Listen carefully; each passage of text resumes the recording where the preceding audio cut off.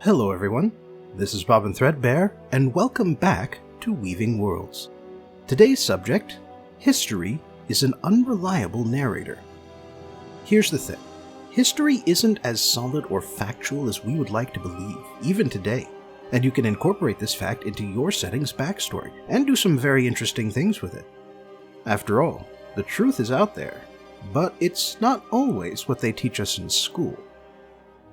The invention of fiction. Here's the thing about fiction. Once upon a time, there was no distinction between fiction stories and non-fiction stories. There were still lies and truths, of course, but there was no formal way to sort between them.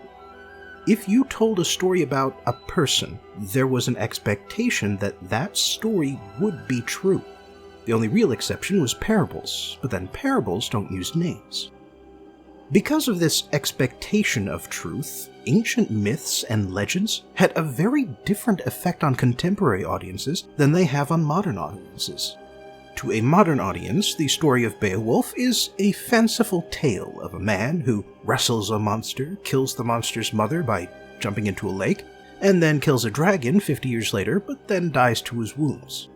At most, you might say that it's a fun adventure story that maybe has something to do with historical events and people, but it's clearly fiction. Grendel and Grendel's mother weren't really trolls descended from the biblical Cain, but they might have represented some brutish raiders who attacked the historical King Hrothgar of the Danes, and a guy named Beowulf was able to help. However, 10th century audiences, back when the story was written down, would have said that Grendel was really a monster. Trolls and dragons are real, and they were placed here on Earth by God to challenge good Christians and give us a chance to prove our worthiness of His light and the forgiveness of Jesus Christ. Beowulf was a real person, he did exactly what the poem says he did, and we today can only wish that we will have a chance to fight for glory the way he did. But, with all that being said, there was also room for allegory. An allegory uses an older story to add context to a new story, and the audience would understand that this new story isn't what really happened. The storyteller is effectively using a lie to tell a deeper truth, and ultimately that's what all good fiction is, lies that tell the truth. The problem, unfortunately, was that lack of distinction between fiction and non-fiction.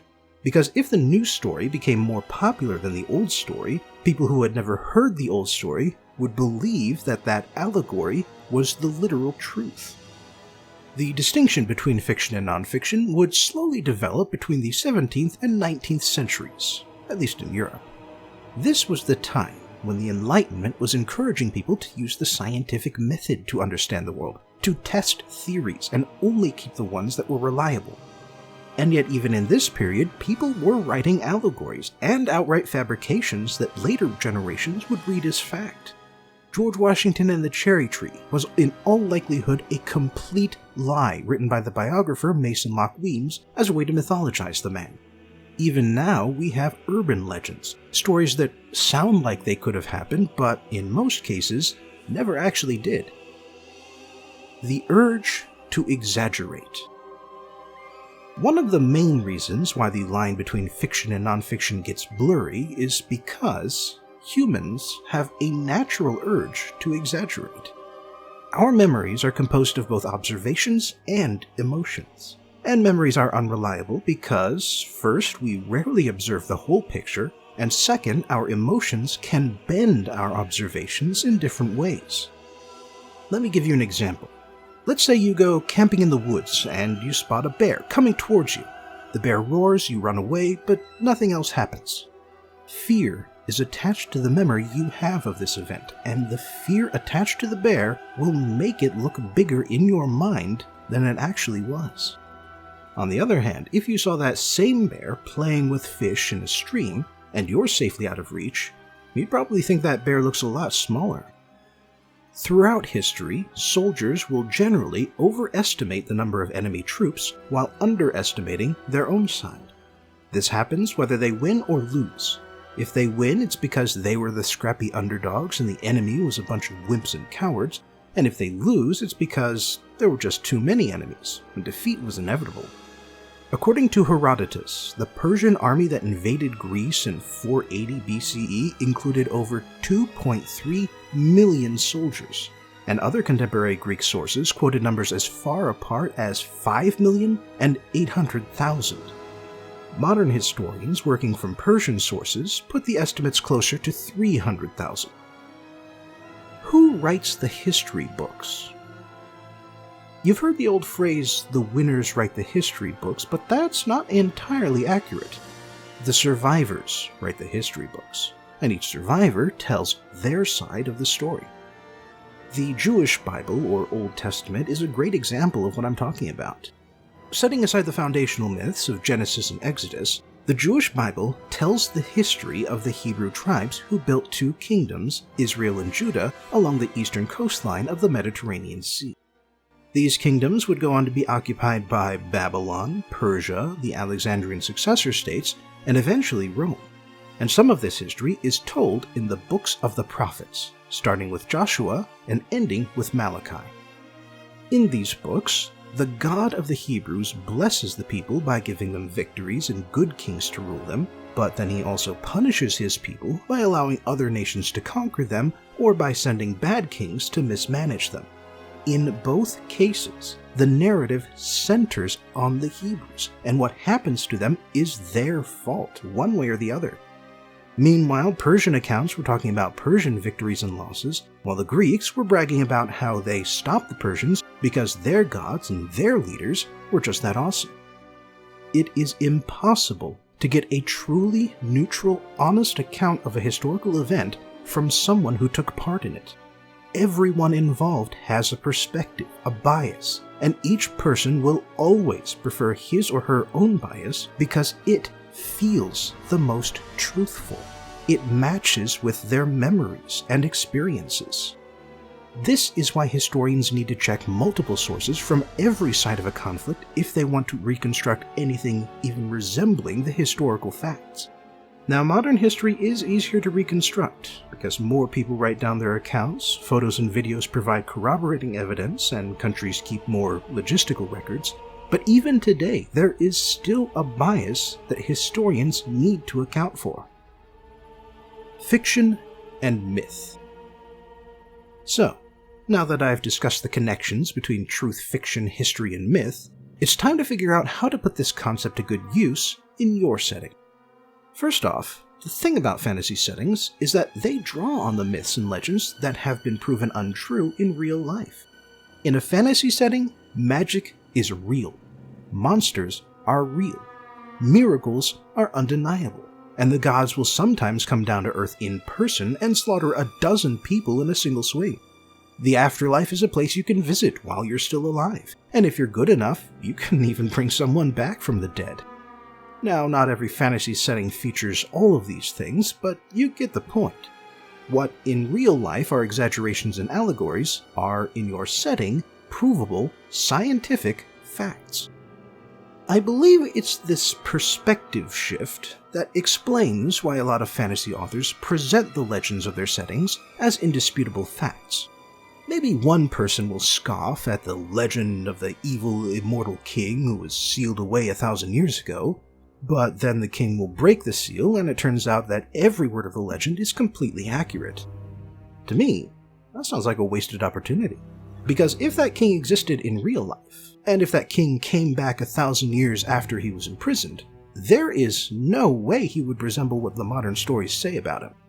William Shakespeare lived only 400 years ago, and we're not completely sure which of his plays he wrote and how much of his plays got edited by the people who printed them.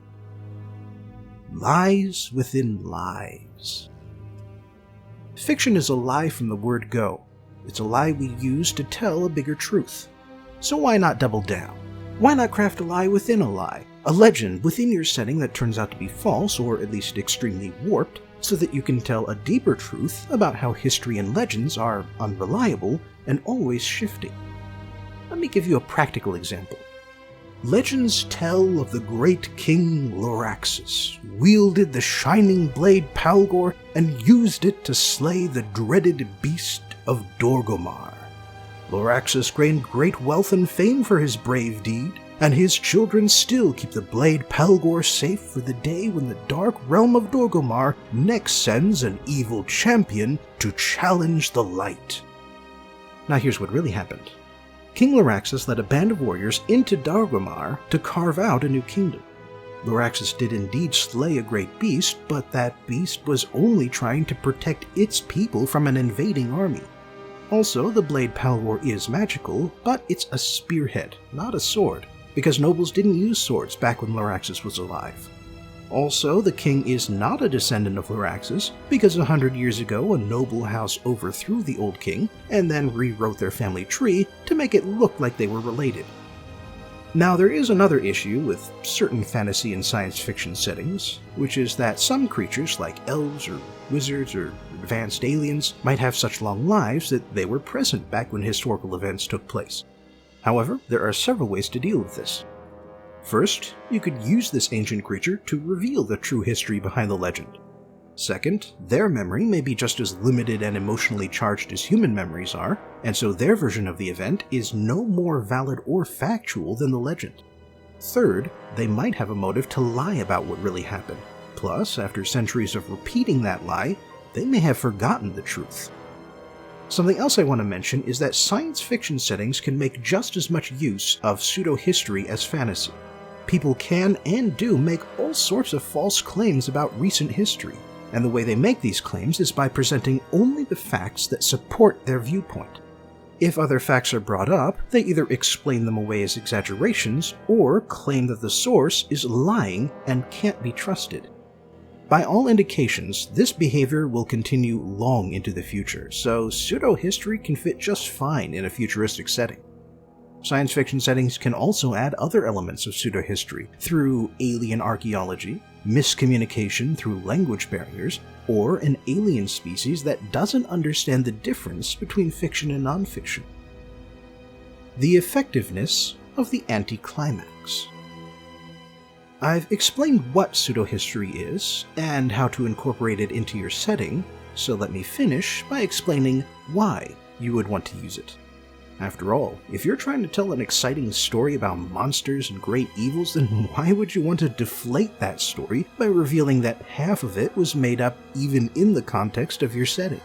Reality is almost always a letdown compared to the legend, so what's the point of putting a reality check in a fantasy story? Well, I can think of several reasons. Number one, you want your readers to understand that everyone, even the great heroes of old, are only human. Number two, you want to make a point about how stories might be written in black and white, but reality is always shades of gray. Number three, if an old legend turns out to be fake or exaggerated, it'll make the conflict you're writing about seem even bigger and more important. Number four, you want to add a twist to your story. Something like, the bad guy wasn't really bad, the crystal that seals a demon away actually releases it, or the prophecy about the Chosen One was an allegory and not a prediction of the future. I could come up with more, but I think that proves my point. So when you're writing the backstory of your fantasy or science fiction setting, make two lists. One list is the things that factually happened, and the other is the list of things that the people in the present think happened. It may be more work, but the extra opportunities you'll get will be worth it. Thanks to Kronish for providing some feedback, and thanks to the rest of you for joining me again for today's journey into Weaving Worlds. Please like, share, and subscribe because that raises my visibility here on YouTube. Check out my other stuff if you have some time. Support me on Patreon if you have some money, and I hope I'll see you again for the next video.